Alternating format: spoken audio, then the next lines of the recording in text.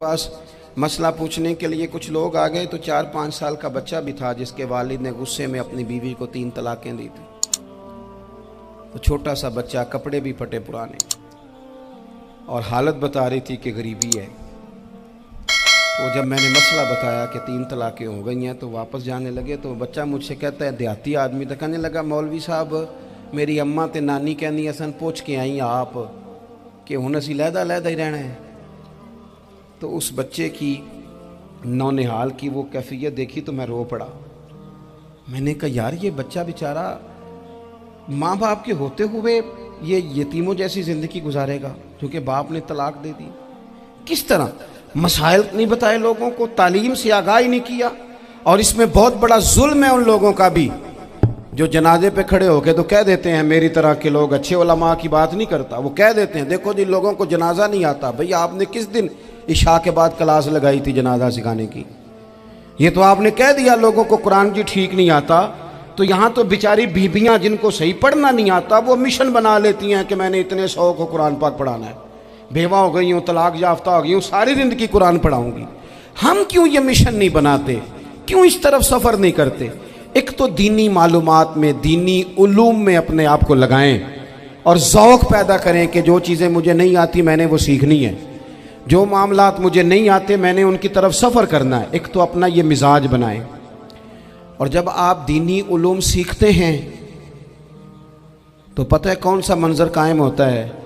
मंज़र वो बनता है कि हज़रत अबू हुरैरा भी दीन सीखा करते थे, हज़रत अब्दुल्ला इब्न उमर भी असहाबे सुफ़ा में रहा करते थे, हज़रत अनस बिन मालिक भी रहा करते थे।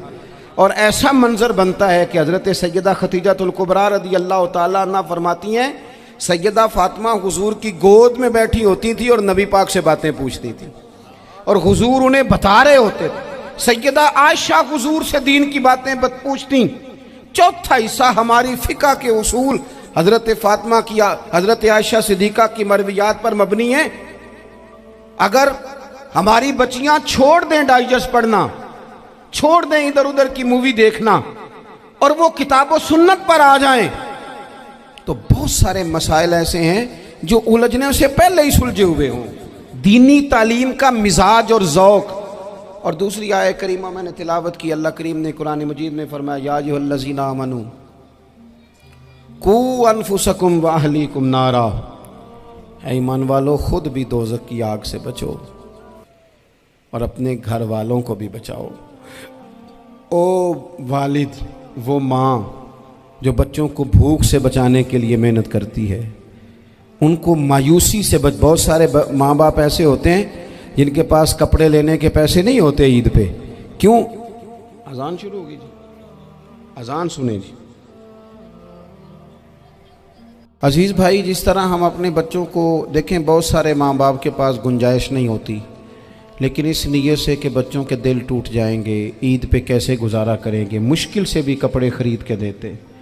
इस तरह हम अपने बच्चों को भूख से, प्यास से, मायूसी से बचाते हैं। इस तरह हमारे रब ने हमारे ज़िम्मे लगाया है कि तुम अपने बच्चों को कोशिश करो दोज़ख की आग से बचाने की। हज़रत उमर फ़ारूक रज़ी अल्लाह तआला अन्हु ने अर्ज़ किया था, या रसूल अल्लाह सल्लल्लाहु तआला अलैहि वसल्लम, इस आया करीमा का माना क्या है? तो महबूब करीम अलैहिस्सलाम ने फरमाया, उमर, जिन चीज़ों का अल्लाह तुम्हें हुक्म देता है तुम अपने घर वालों को उन चीज़ों का हुक्म दो। जिन चीज़ों से रब रसूल तुम्हें मना करते हैं अपने घर वालों को उनसे रोको। अपने घर के अंदर निफाज़े दीन करने की कोशिश करो।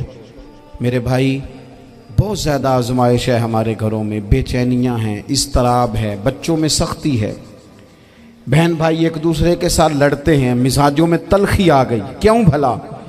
इसलिए कि माँ बाप को जो बेहतरीन किरदार और जो हसीन तरीका घर में अपनाना चाहिए था, बच्चे तकरीर बाहर से सुनते हैं लेकिन वो फॉलो अपने माँ बाप को करते हैं।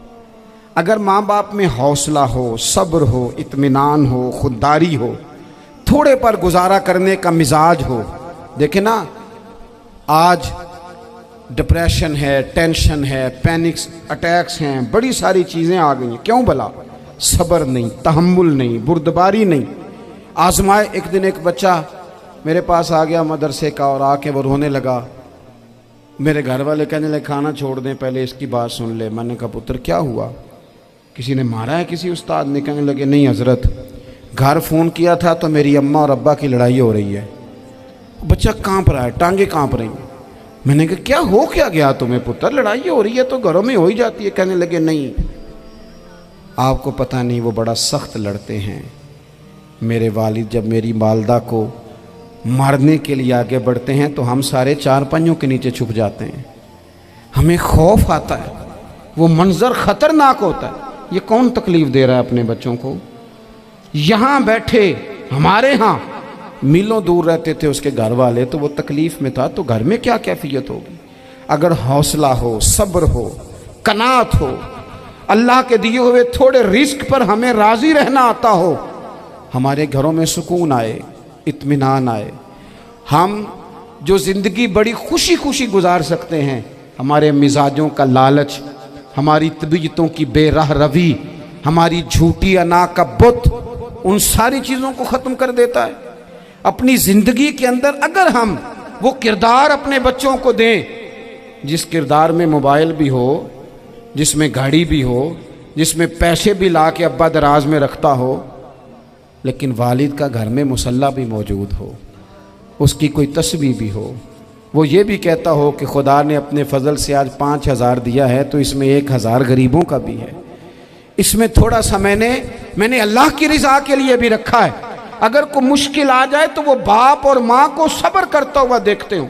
अगर एक बाप कर बात करे तो दूसरा बर्दाश्त करता हो। खुदारा अपनी औलादों को इस अजियत का शिकार न करो। अपने घरों के अंदर वो खुददारी, वो प्यार, वो वक़ार, वो मोहब्बत, वो अंदाज। आप थके हुए हैं, कोई शक नहीं, आप बहुत सारे मसाइल का बाहर शिकार होंगे, कोई शक नहीं, लेकिन आप बाहर से थक के आए हैं। और अगर आप बाहर अपनी फैक्ट्री के मालिक हैं और दफ्तर के बड़े हैं तो घर में भी तो आप बड़े हैं ना। आपकी माँ भी तो इंतज़ार कर रही है, उसने भी तो दुखड़ा सुनाना है ना आपको। आप ये देखिए कि आपके बच्चे भी तो इंतज़ार कर रहे हैं, वो चाहते हैं कि अब्बा आके बैठे तो हम उनके सीने पे चढ़ के थोड़ा खेलें।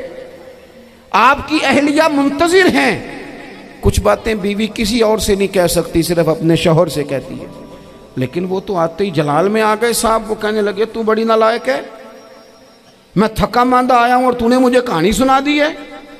वो उस खातून से शिद्दत के साथ पेश आने लगे। मेरे रसूल पाक की हयात नूर को देखो, हज़रत उम्मे ऐमन हुज़ूर की रज़ाई वालदा हैं, उनकी भी खिदमत हो रही है। हज़रत हलीमा सादी आ रही हैं तो खिदमत हो रही है। हज़रत अब्बास हुज़ूर के चचा हैं तो करीम फरमाते हैं मेरे चचा हैं बाप की जगह पे। हुज़ूर दोस्त अहबाब सहाबा ग़ुलामों सब के साथ प्यार कर रहे हैं। 9 अज़वाजे मुतहरात हैं घर के अंदर।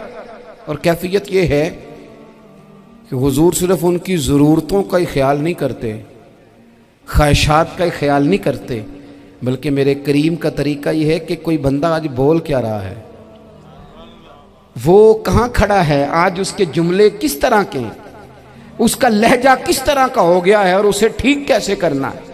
महबूब इसका ख्याल फरमाते, तवज्जो करते। मैं कहता हूँ कि हम सबको शौक़ आया है आराम करने का। मैं सुबह 11 बजे से पहले अपने घर से निकल आया था और ये वक्त आ गया है और रात को खुदा जाने किस वक़्त घर पहुँचना है।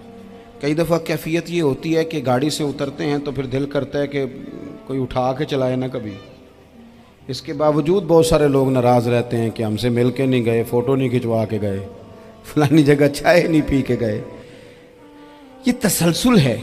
लेकिन मैं जितना मर्ज़ी थका मांदा घर जाऊँगा ना, कभी ऐसा नहीं हुआ कि मैं घर जाऊँ तो बड़ी टेंशन में जाऊँ। मेरी घर वाली एक दिन मुझसे कहने लगी आपने कभी नहीं कहा कि मैं थका हुआ आया। बंदा थक भी तो जाता ही है ना, कभी कहाँ करे ना। मैंने उसे कहा पता क्यों नहीं कहता, इसलिए नहीं कहता कि मैं नहीं चाहता कि मेरे बच्चे ये कहें कि हमने दीन नहीं पढ़ना, हमारा बाप तो बड़ी मुश्किल में है। हम अपने काम के बारे में अपने घर में शिकवे करते हैं। आप किसी बच्चे से पूछ लें कौन सा काम करना है, कहता जेड़ा अब्बा जी कर दे रहे वो नहीं करना। क्यों कि अब्बा जी हर रोज़ तो कहते हैं मैं बड़ा उलझ गया हूँ, ये काम बड़ा मुश्किल है। मैं चाहता हूँ कि मैं अपने बच्चों को ये बताऊँ कि पुत्र मैं तो जिधर जाता हूँ फूल ही फूल हैं। मैं तो जिधर से गुजरता हूँ मोहब्बत ही मोहब्बत है, मैं तो जिधर से देखता हूँ दुआएं ही मिलती हैं, ताकि उनका शौक पैदा हो। मेरे अजीज, आप थोड़ा सा दिल बड़ा करें। अगर आप एक की वजह से पूरा घर सुकून में आ जाता है तो आप दिल बड़ा क्यों नहीं करते? जगह ढूंढते हैं बस मुझे कोई तंग ना करे, कोई मेरी बाप माँ बदौलत को कोई परेशान ना करे। बुखारी शरीफ सुनिए, हज़रत आयशा सिद्दीक़ा रज़ी अल्लाह ताला अन्हा बैठी हैं। हुजूर फरमाने लगे, आयशा आज एक बात ना बताऊं तुम्हें? या रसूलल्लाह बताइए। हुजूर फरमाने लगे, जब तुम मुझसे नाराज़ होती हो तब भी मुझे पता चल जाता है, और जब राज़ी होती हो फिर भी पता चल जाता है। तो हज़रत सैयद आयशा सिद्दीक़ा बात सुन के बड़ी खुश हुई। या रसूलल्लाह वो कैसे? हुजूर फरमाने लगे, कभी कभी तुम कसम उठाती हो। या रसूलल्लाह हाँ। फरमाया, जब होती हो ना राज़ी, खुश, तो फिर कहती हो मुझे रब्बे मोहम्मद की कसम सल्लल्लाहु अलैहि वसल्लम। फिर तुम मेरे नाम के साथ रब करीम का नाम मिला के कसम उठाती हो, रब्बे मोहम्मद की कसम। या रसूलल्लाह बिल्कुल ऐसे ही है। और फरमाया, जब तुम्हारे दिल में कोई बात होती है ना, तो फिर तुम कहती हो मुझे रब्बे इब्राहीम अलैहिस्सलाम की कसम। फिर तुम रब्बे मोहम्मद नहीं कहती। ये बुखारी मुस्लिम में मौजूद है। हज़रत आयशा सिद्दीक़ा ने तो बात सुनी तो खिल गई तबीयत, कहने लगी, करीम सदके जाऊं, यहाँ तक ख्याल फरमाते हो? किसके जुमले कहाँ पहुँच गए, यहाँ तक ख्याल है? फरमाया, मुझे पता चल जाता है कि तुम्हारी कैफियत क्या है, कहाँ खड़ी हो। ओ भाई, हम तो अपनी माँ का भी ख्याल नहीं रखते।